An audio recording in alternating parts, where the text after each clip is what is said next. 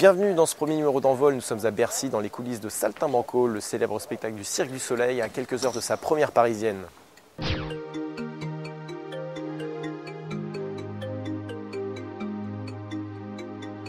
Saltimbanco, c'est un spectacle qui tourne depuis maintenant tout près de 19 ans, un peu partout à travers le monde, et qui joue encore son rôle, si on veut, d'ouvrir de nouveaux marchés, d'aller dans de nouveaux endroits pour la première fois.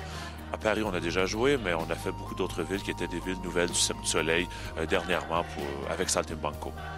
12 millions de spectateurs au compteur. Oui, tout près de 12 millions de spectateurs. C'est un grand succès planétaire. C'est un cas unique, surtout au Cirque du Soleil aussi, un spectacle de tournée qui a autant joué et autant il a été admiré par des gens de partout à travers la planète. Et on continue encore d'émerveiller les gens. C'est presque complet à Paris pour les 10 spectacles qu'on va faire ici. À moyen terme, 2 autres spectacles, dont Allegria, qui devrait revenir dans la capitale française. Oui, Allegria qui devrait revenir potentiellement ici, je dirais, au courant des 2 prochaines années. Corteo qui devrait venir sous chapiteau à la fin de l'année 2011. Et aussi le spectacle Michael Jackson, The Immortal World Tour, qui va venir ici potentiellement en 2013, disons-le, avec la partie européenne de sa tournée. À quelques heures de la première parisienne, comment on se sent ? Je dirais qu'il y a quand même une belle anxiété. On sait que Paris, c'est une grande ville. Paris, c'est une ville où il y a une énergie. C'est une ville aussi, on est presque complet. Donc, il y a de grandes attentes aussi vis-à-vis du spectacle. Donc, les artistes sont quand même anxieux. Et c'est aussi la dernière ville de notre présent bloc de date. Donc, les artistes tombent en congé après. Donc, il n'y a plus vraiment de stress. C'est vraiment la dernière semaine de boulot avant un repos bien mérité. Mais c'est quand même un peu stressant, oui.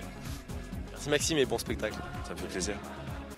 Le Cirque du Soleil recrute énormément d'acrobates évidemment et de trampolinistes en particulier. Nous avons rencontré Mathieu Hubner, récemment intégré dans le spectacle Saltimbanco. J'ai commencé il y a 9 mois à Montréal, je suis parti en formation pendant 6 mois en fait. Et là j'ai intégré le show il y a 3 mois sur Saltimbanco. Tu interviens 3 fois dans le spectacle, c'est ça ? Ouais, je fais les machinois, la balançoire russe et les bungee à la fin en fait. Et on envoie les triples dans les prochains shows ? Ça va arriver prochainement, là pour l'instant on est sur les doubles, là on va peut-être mettre les vrilles un peu dans les doubles aussi. Et normalement dans 1 ou 2 mois il y aura les triples sur la Russian Swing, ouais. Pas trop déçu d'avoir arrêté le trampo avant le titre de Antibes cette année au championnat de France division nationale. Content pour eux qu'ils fassent le double titre là, vraiment content, je leur dis bravo d'ailleurs, bravo Antibes. J'aurais bien aimé être avec vous mais bon, on s'éclate aussi ici quoi. Eh bien merci Mathieu et puis bon courage pour ces 6 ou 7 représentations parisiennes. 10 représentations et merci beaucoup. Et après cet entretien avec Mathieu Hubner, quelques brefs de l'acrobatie. Le Suisse René Scharrer s'est éteint le 29 décembre à l'âge de 90 ans.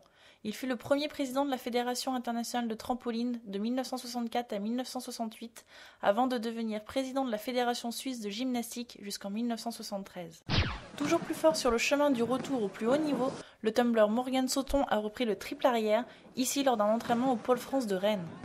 Enfin, la première étape de Coupe du Monde de gymnastique acrobatique du circuit, qui devait se tenir du 4 au 6 mars à Maia au Portugal, a été annulée. La première des 3 coupes formation de 2011 a eu lieu ce dimanche à Clamart. C'est une rencontre transdisciplinaire trampoline et gymnastique artistique.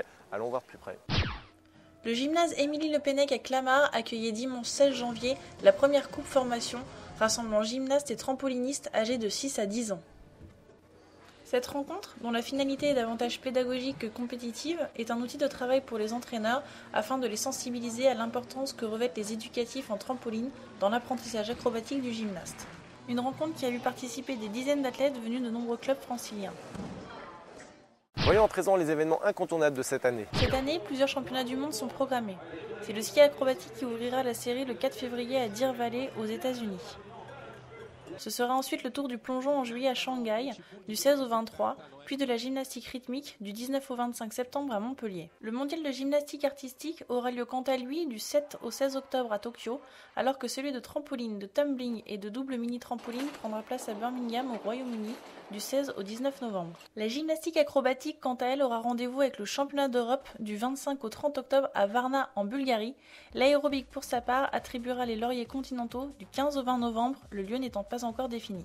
Enfin, 5 étapes de Coupe du Monde de ski acrobatique sont programmées, ainsi que 3 en gymnastique acrobatique, 3 en aérobic, 7 en trampoline, 5 Grands Prix féminins en plongeon et 12 étapes de Coupe du Monde en gymnastique artistique. Merci de nous avoir suivis, merci également au Cirque du Soleil pour son chaleureux accueil, à très bientôt.